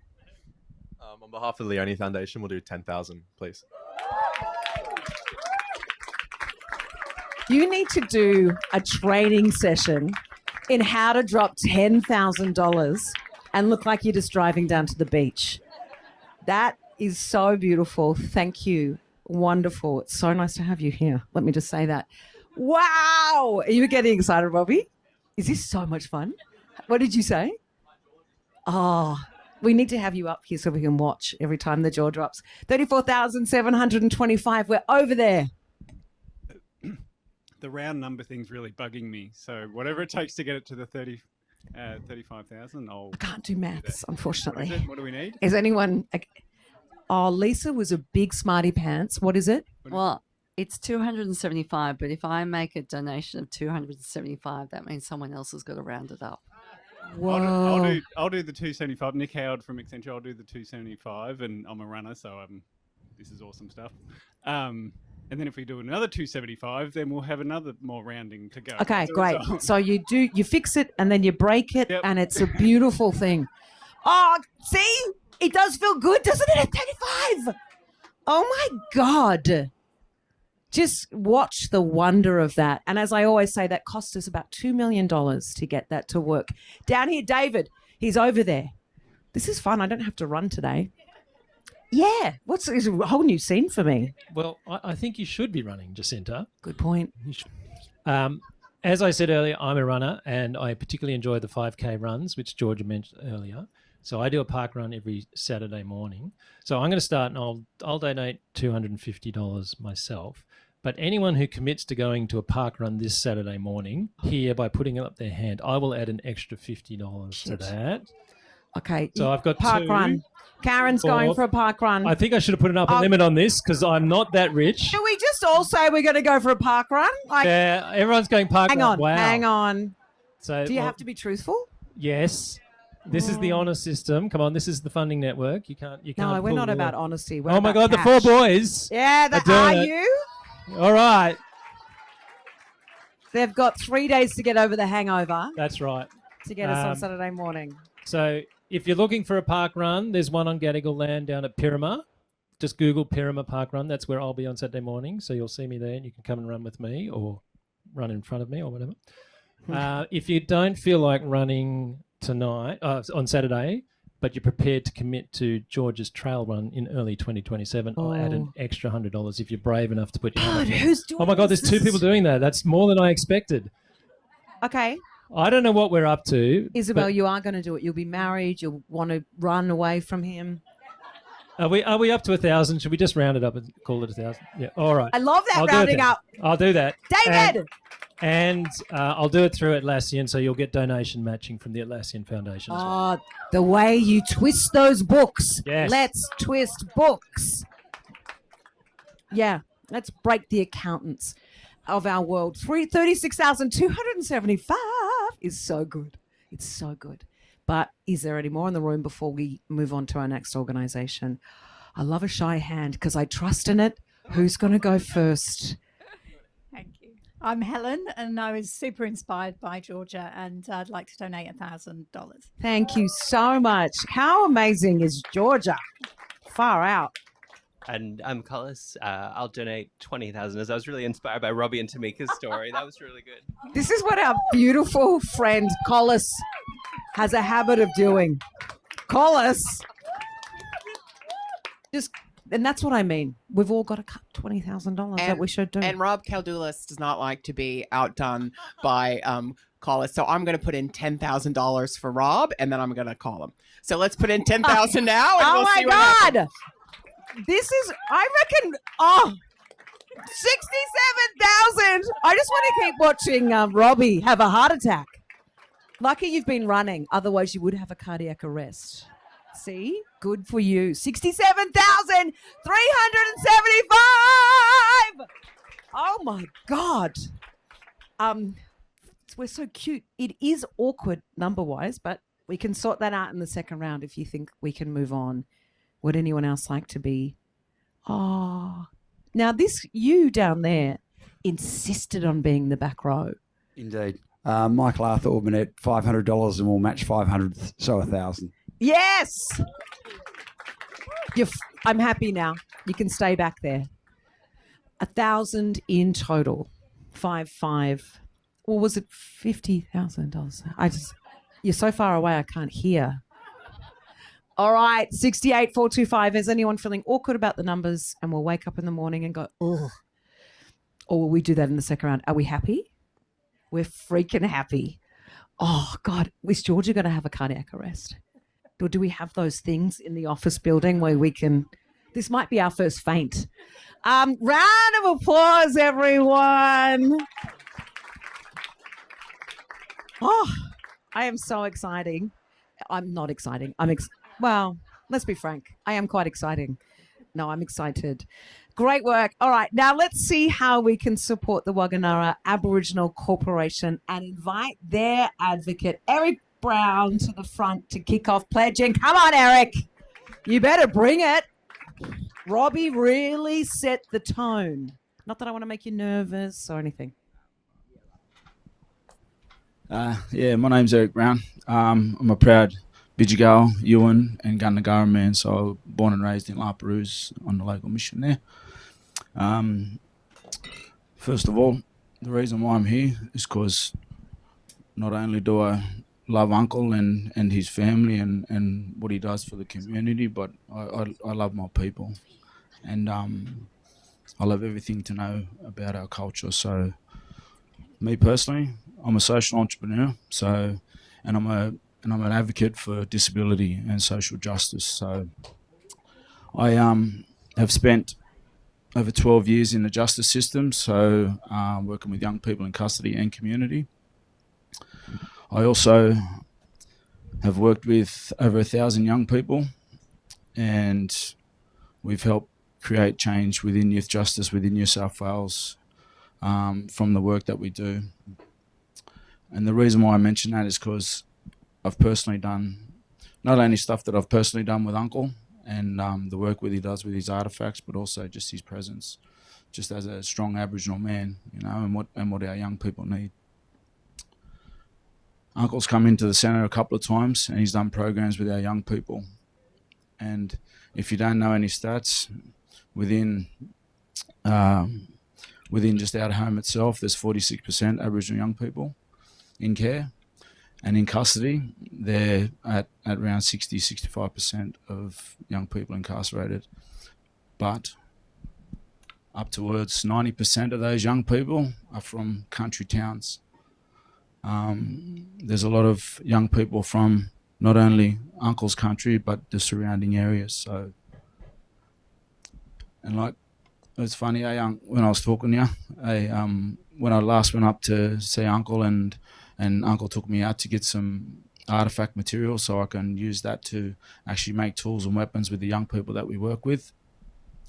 I was saying, Uncle, oh, what can I do to help you, you know? Because I run my own businesses myself, and I was trying to figure out ways to be able to help Uncle, because we were talking about the Gundi and how we can try and raise some funds to be able to get the Gundi up and running so we can start running like his programs and that with the young people in surrounding areas. And it's funny, as soon as Uncle rang me and he goes, oh, can you come and help me do this yarn with these fellas to help try and get some funding? And I didn't hesitate. I said, yep, sweet. Done. I didn't even think. So I was thinking that it all aligned with me, you know what I mean? So I'm meant to be here. I'm meant to be here with Uncle because I know what he brings. I know what he brings to the people, and I know that, like, I love Young, and I really do. And I know that your dad would be very proud of not only what you've done for your people, but also seeing me here talking so deadly in front of these people, and you know, being that strong woman, you know, and bringing that to home, you know. Me personally, like I said, I love our young people and I want the best for our people, and I always say we can't do it on our own, you know. We need people like you fellas, you know, to come and help and come along to the journey with us, because we can't do it without you, you know. So I just want to say thank you for allowing me to come up here and talk on behalf of Uncle and his family. And I really hope for the best for Uncle and Mia, that they get the much needed support they need. And I didn't tell Uncle this, but we're talking about pledging. But I'm gonna, from my business, I'm gonna put $1,000 down for Uncle.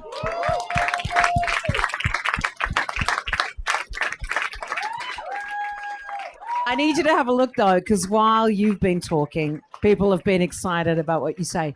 Another incredible offering. Thank you so much for coming and being with us tonight, Eric. So good. And look at that. What a way to start. All right, let's keep the momentum going. Who would like to be the first cab off the rank, as it were? This is my favourite. It is actually my favourite bit. It's so awkward and wonderful. Nothing better than awkward moments in public. Here we go down there. 5,000 from the Illawong Fund. I love you. You also need to do training in how to just throw down the cash like it ain't no thing. So that takes us up to already $14,000. Oh, I did it all by myself. 14,700 schmackaroonies. Let's keep going. Let's do it. Do it. or do it quietly and slowly and gently. We're going to go over here first and then over to Jerome. Hello, I'm Tasha from Essentia, and on behalf of Essentia, I'd love to donate 1,500. Thank you. Jerome, Pink and Jenny Briggs, $700. You as always. All right, you know what's going to happen at 20,000, but you know, you got to make it happen. Not like last time. Okay, Anna. Yeah, $1,000 from me, Anna Lamasuria, and Macquarie Group is going to match that, so 2,000. That's a big 2,000. Ready?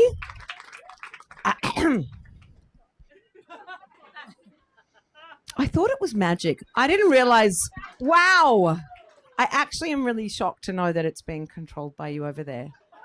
Are you sure it's magic? Okay, I trust you. I'm just a little worried. Yes.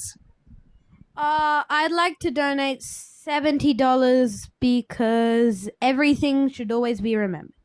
Oh, have you been working on these lines all week? Because that was good. Far out. We've had some orators tonight, haven't we? Let's keep going. You cuties. There we go. I'm coming to you. I've got another $100 I'd like to donate if somebody will match who loves the stories and the power of stories that we heard tonight. Fantastic power of stories and how unbelievably vital this work is. Bri? Yeah, I'll match it. Bang. Doing it. Bri's going to match it. $100. Fantastic. Thank you. Keep going. Let's do it. I will move in a way that's inappropriate and frightening. Here we go. There's this. Yeah, Kevin Farmer, I'll do another 100 because I agree with saving the stories. Oh, I love it. And don't take it away from Louise. And Louise, I'm going to double that. Come on, Kevin. You know about the power of stories. You've been the chair of Documentary Australia. Come on. Oh, we're going to pitch the documentary on this incredible thing. Kevin, Kevin. This is embarrassing right now. 200 from Kevin. 200 from Kevin.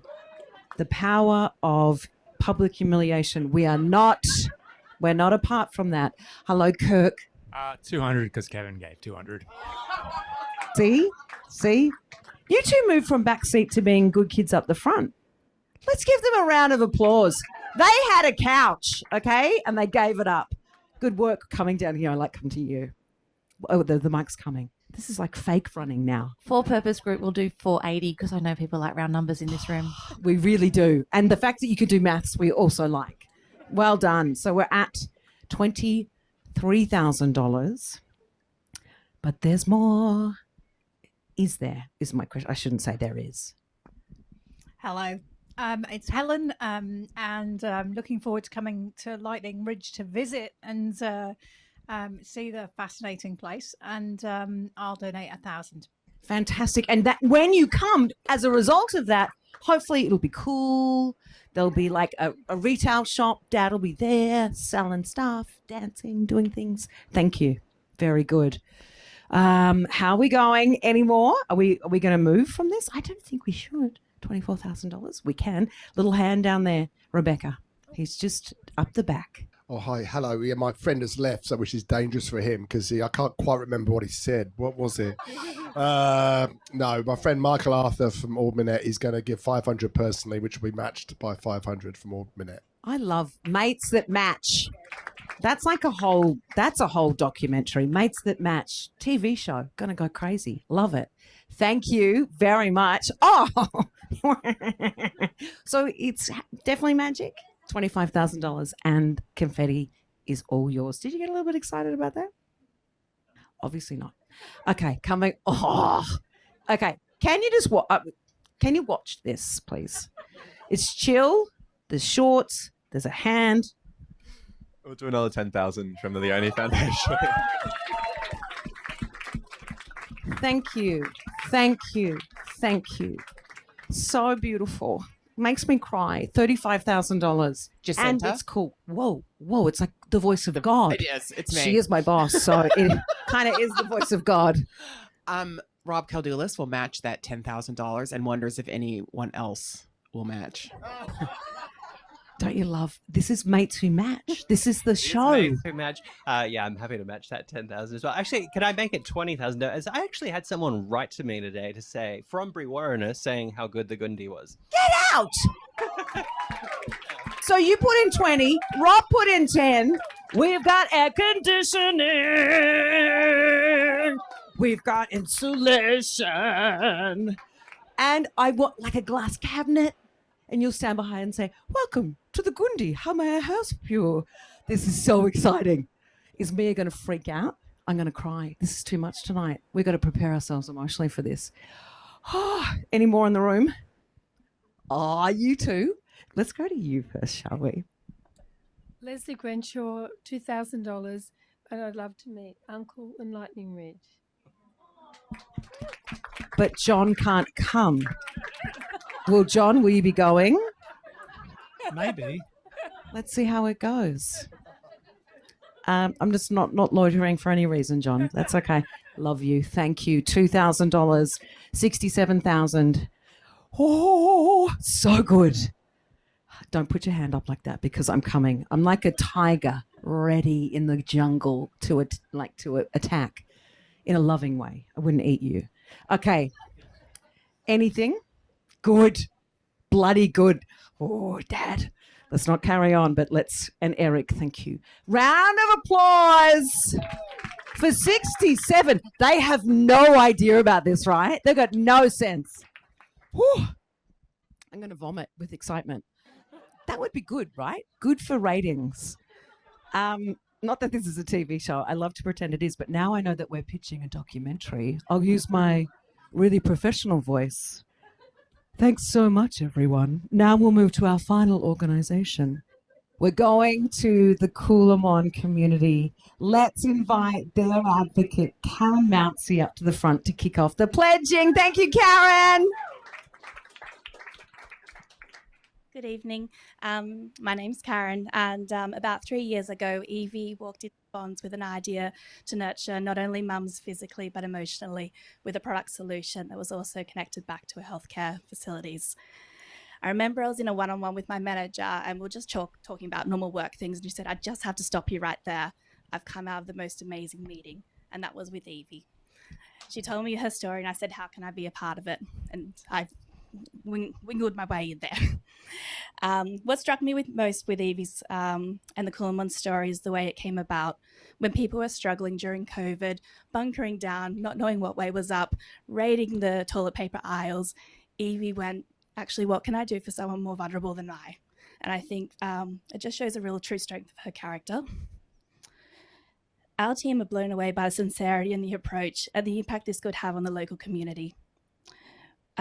We could see a really clear path and direction that this program was taking and how we could support them as a team. Over the last couple of years, we've not only seen the impact Coolamon has had on the First Nation women and the families, but the ripple effect it's had internally on our team members. It inspires us to do better, do more, and be better. I think you should be so lucky to be a part of their tribe. This wasn't just about handing over clothes, it was about rebuilding trust with First Nation mothers that was once lost. Thank you.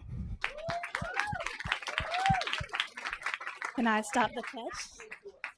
Okay, I'm Karen, and on behalf of Bonds, I'd like to start with $300. Thank you so much. And I really love that idea. It's like, we actually want to be part of this, and see what will happen with the support. Oh, that bar graph does not allude to the fact that it's $3,100. Is this magic as well? It's a bit of magic. 3,100. Thank you. This is where we're going to kick off. Let's do this. Already down here. Beautiful. We'd like to pledge $1,000 on behalf of First Nations Economics. Oh, yes. Gorgeous. $1,000. Let's keep going. Where else have we got? Oh, it's Heather. We'll give 10 Coolamons, so that's $3,000. Oh, that is a really good way to think about it. 10 Coolamons is $3,000. Isn't that great? Yes. I'd like to donate $40 because if you weren't cared for as a baby, well, things wouldn't go so well for you. Is this your way to tell your mum who's sitting beside you that maybe there could have been other ways that caring could have happened. No, Rabia, you did a good job. Beautiful. Yes, and over here.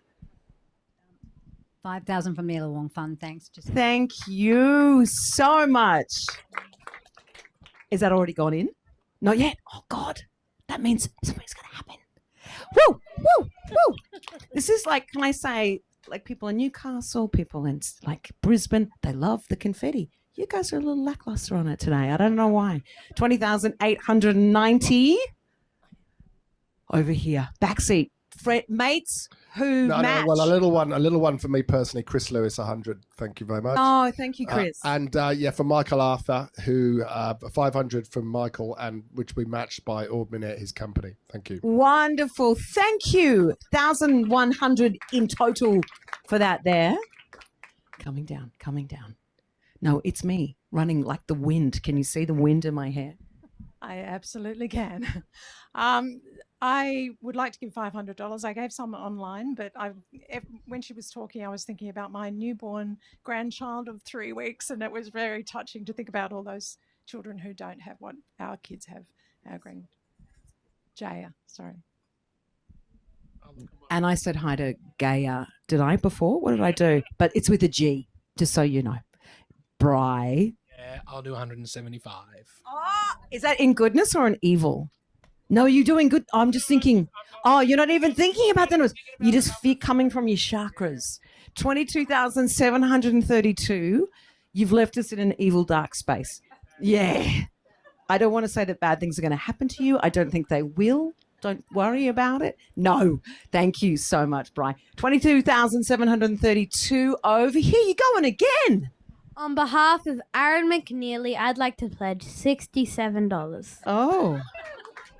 So that's your friend who was cared for well by his parents. 67,000. Thank you. Really evil children come to this thing. Down there. That number's doing my head in. So let's take it up to 22,900. But can you do the maths? 101.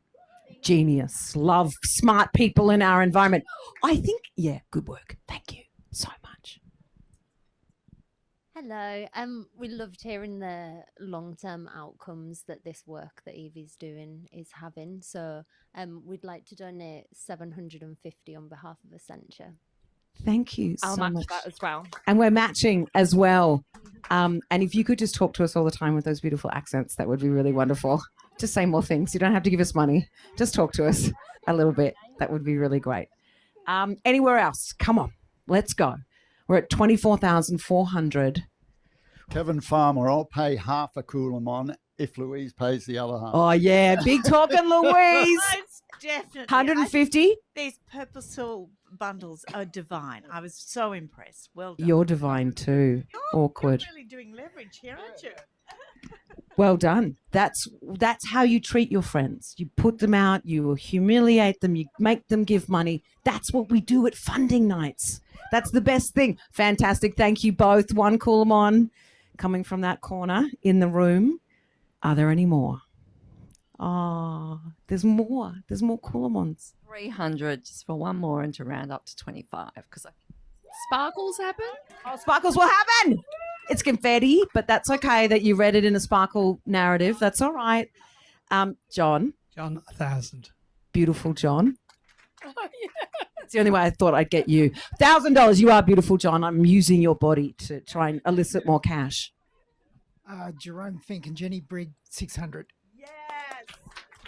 Thank you so much. So 26,600, is that right? Is that where we are? Okay. Feeling good? Feeling really good. I'm going to embarrass him, but my baby is in the back of the room. So I'm going to pledge $100 on behalf of my son, Zach, and then $100 on his 3 amazing mates that have come to help tonight. So $400 for the amazing boys back there. Well done. And don't be afraid to keep Max, Aiden, Owen, and Zach. So thank you guys so much. Yay. Thank you, guys. Beautiful night. Good work. We'll ask you later whether she was great when you were a child. No, just joking. All right. Feel good? Oh, this is sort of, you come in, this is like we're in. I'm Helen.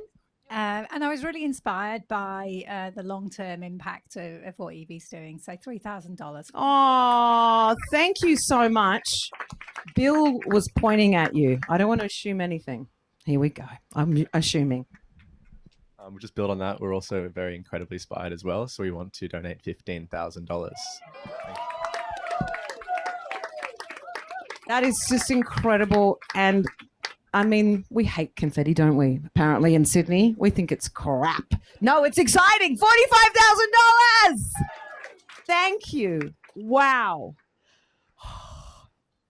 Is Rob anywhere? Just asking. He is. Okay. Okay. Just wondering. Yeah, so Rob would love to put in $10,000 and wonders if anyone else wants to match. I'm happy to, yes. Collis is matching. Love you, Collis. That's another 10. That's 55. That's confetti. That's excitement. That's next level. No, it's 65. I can't do maths. I'm just adorable. Come on. No, $65,000. Oh, far out. I do feel like crying. Do you feel like crying a little bit over there? Whew. Okay, so let's have a look at how we have gone right across the spectrum. Oh, look at that up there, firstly. Like far out. Kills me every time. We come here, we work as community, we have incredible allies across business, etc. 200,425. I don't want to poke the bear, but that's an awkward number. But incredible. 68,425 for Deadly Runners. 67. Oh, we did good. 67 for Wanganara and Coolamon, 65. I'm going to ask now if you've got anything extra. This is really quick. This is not protracted. Deadly Runners, anyone got something more that they would like to add to the pie? Jerome. Isabel, that was the most excited breathe in you've done in a really long time. Jerome thinks $700. Thank you, Jerome, so much. So 69,125. Okay. Louise, I'd like to give $500. Oh, Louise, thank you. Takes us to 69. What? Hang on a second. I'm going to look at you in the face. I don't know who you are online. Is this what I'm doing? This is a piece to camera. I don't, now that I'm doing a piece to camera, where is the camera? Oh, how embarrassing. I'm not going to get that documentary gig now, am I? I just want to say to whoever you are, we love you. Can we please give whoever they are and whatever they just did a huge round of applause? Thank you so much. Oh, was that a good piece to camera? I can do walk and talk as well. And so in the climate, anyway, 74,625. Oh, over here. $5 to getting faster. Yes, good work, you. Thank you. 74,630. Hang on, what's happened? Shit. Who did that? Piece of camera. Whoever did that across the board. We love you. Round of applause. Show them who loves them. Or is that not your job? You can't control cameras when you're not there's a director job for that. But I could maybe direct a documentary as well. 216,630. Oh my goodness. Anything else for Deadly Runners and then we'll move on? Beautiful. Oh, fuck. Oh, Bri. You want 70? I love you. You know what? You are doing the good work for our community. 74,700 because that's where it's left. Whew. Okay, very good. Now we've got $72,000 for the Wanganara Aboriginal Corporation. I've lost my mind. Any more that we want to add to that? Oh, you're good, Louise. I have to even it off. So 300 for that. For group. Yes, beautiful. $72,300. Oh, are we feeling really good? Oh, there's a little bit over here. $10 for remembrance. $10. Oh, you're not selling remembrance, but sure, we'll take the $10. You should be like at an auction with that kind of vibe going on. 72,310. Thank you, sir. I think that's bloody good. Are we happy? Yeah, round of applause. Anything else? Kristen, your hand was going up. Rob Caldulas will put in 3,000 for each of all for all three.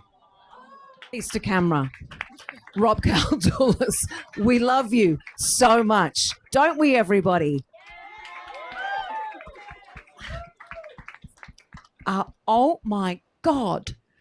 So the very last one that we're going to think about. Are we done? We're done? Quietly, we're done. Do you need oxygen? The Coolamon community. Have we got some more to add to the pot? Oh, coming down here to my favourite family. Leslie Grenshaw, $1,000. Oh, Leslie, thank you so much. Always. There are people that come to these events all the time to be part of what's happening in our community, and we love you. You know who you are. And if you come all the time, you also know who the others are as well. It's so important. It is a community. Thank you so much. 74,300. I think I am going to have a heart attack. Anything? Oh, down here we've got, Another 50. Oh, you are getting so good at this. Another 50. Beautiful. Okay. Hi, Louise. Hi, Jacinta. 350. Oh, Louise, thank you. Your name tag fell off, though. What was that? Oh, yeah, let's talk about my book, shall we, right now? No, Louise! We can't! No, it's not about me. 74,700. Thank you. All right. Oh, love a little hand at the end. For Purpose Fund. I had 3 babies and I loved this story. I know. So 3 Coolamons, 900. Oh, this is our new metric for money. I'll have 3 Coolamons, please, with my salad. Thank you. Beautiful. 75,600. Are we happy? Are we happy? Yeah, we're freaking happy. Can we please? Oh my God, 228,610. But let us celebrate that we know that this money is going towards stuff that really makes a change in our world. How good that we get together and make this happen. You can walk around like smug faces today. Kristen? We want to put 2,000 more on the second 2 so that we get them all to 77. Oh, that's beautiful. Zach, you won't be eating for a couple of weeks, but that's okay. There's another 2 on that last one, which has happened. Oh, all right. This is the best bit of ever. Okay, you didn't like the confetti. I've proposed this all around the country. Do you want to hide? And when they come in, we jump up? No one ever goes for it. It will happen one day, I promise you. All right.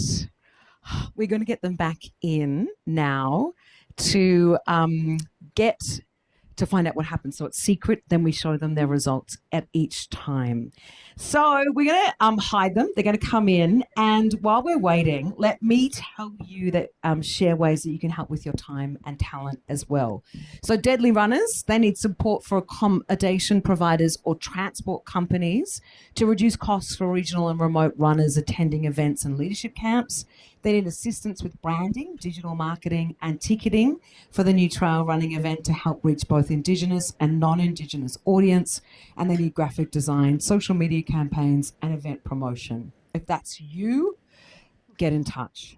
What do we do again, Kristen, if we're really excited by that? We email. Such a profound answer. They're here. You can come up, but I'm just giving a little spruik. Don't bring babies to us because we can't handle it. Bring babies. Wagganara Aboriginal Corporation needs accounting support for audit reports and budgets. You're going to be standing up on the stage whenever you feel right. HR advice to review employee contracts, social media or marketing expert for assistance with social media campaigns. And Coolamon needs a CPA or CA or experienced bookkeeper to provide 2 to 3 hours a week of financial oversight. Why did you not bring the babies earlier? Like, how to take cash off people is bring babies to the story. You didn't need to, let me tell you that. Coolamon also needs a marketing or social enterprise professional to spend 1 to 2 hours a week building Coolamon Babies brand, refining sales strategy and developing creative campaigns that drive engagement and revenue. Are you kidding me right now? So cute. And a marketing, PR, and communication specialist to contribute 1 to 2 hours a week to support volunteer recruitment, community campaigns, and storytelling that strengthens local engagement. I love you so much. If you can assist any of our presenters and what the work that they're doing, please mark it on your pledge card. There it is. Or reply to tonight's email and we can put you in touch. Let's welcome Georgia, Mia, and Evie up the front. Welcome. Okay. Oh. Can we have a close up here, please? Cut to no, hi. What's your name?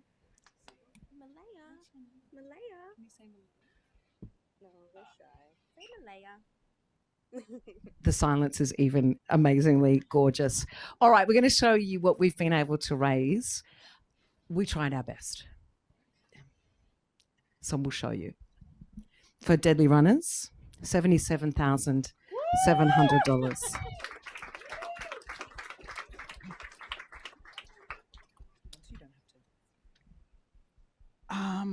Thank you.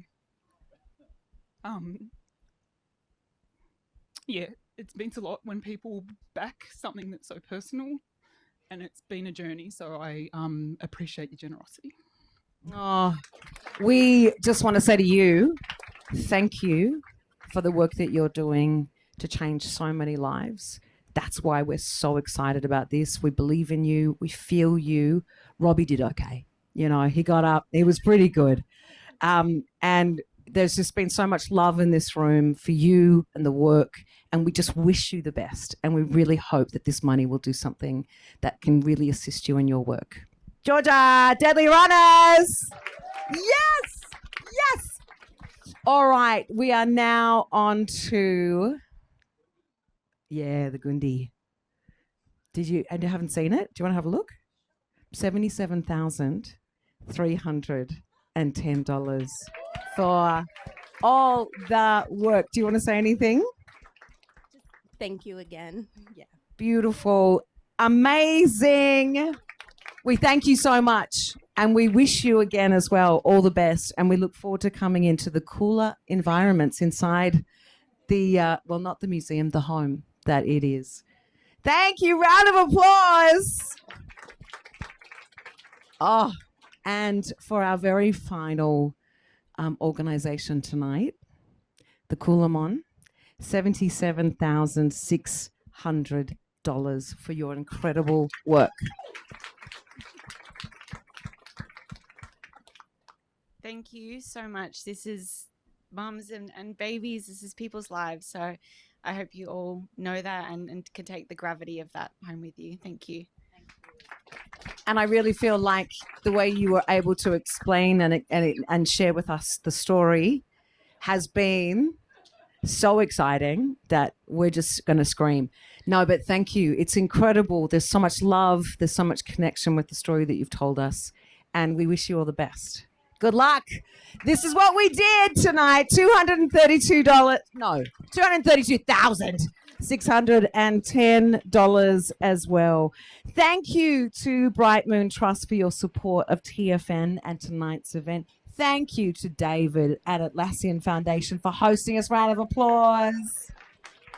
And thank you to all the amazing organisations who make TFN's work possible, including the AMP Foundation, 5 Point Foundation, Accenture, thanks for rapping tonight, Bright Moon Trust, Harris Charitable Foundation, Macquarie Foundation, and Snow Foundation.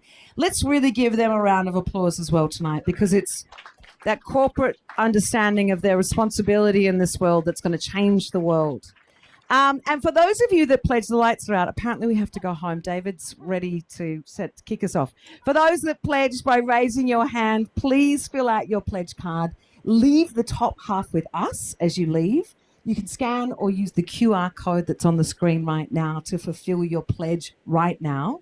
You'll also receive an email tonight with a survey and a link to pay or to request an invoice. And we'd love it if you could take some time to give us feedback. There is no section where you get to talk about the MC. For everyone, I got them to take it out. It's too disheartening. For everyone online, thank you. Online, let me do piece to camera. Okay, watch this. Ready? Thank you so much for joining us online for our TFN event. Oh, yes! So good. I think that's it. I'll use Click if you're online. We look forward to updating you, of course, which is part of the great thing. You've joined. Oh, hang on. They're having a private moment, and I'm like a really bad. Sorry, it was just really beautiful. We had to watch you there for a second. We're going to impact you on the impact of your support for these three amazing organisations over the coming weeks and months. And I even know for myself, I put $100 into one of the organisations maybe 7 or 8 years ago, and I'm still connected with them and excited about the work that you do. We really encourage you to nurture the connections you've made tonight, and consider following TFN on social media and sharing our posts about tonight's event and future ones. We have got so many more events coming up in 2026, so keep an eye out. Thank you to those that support us every time we show up and that you show up. We're doing a Thriving Young People event in March. Thank you, everyone, for joining us in person and online. Stay safe. Have a great evening. Thank you. Thank you so much.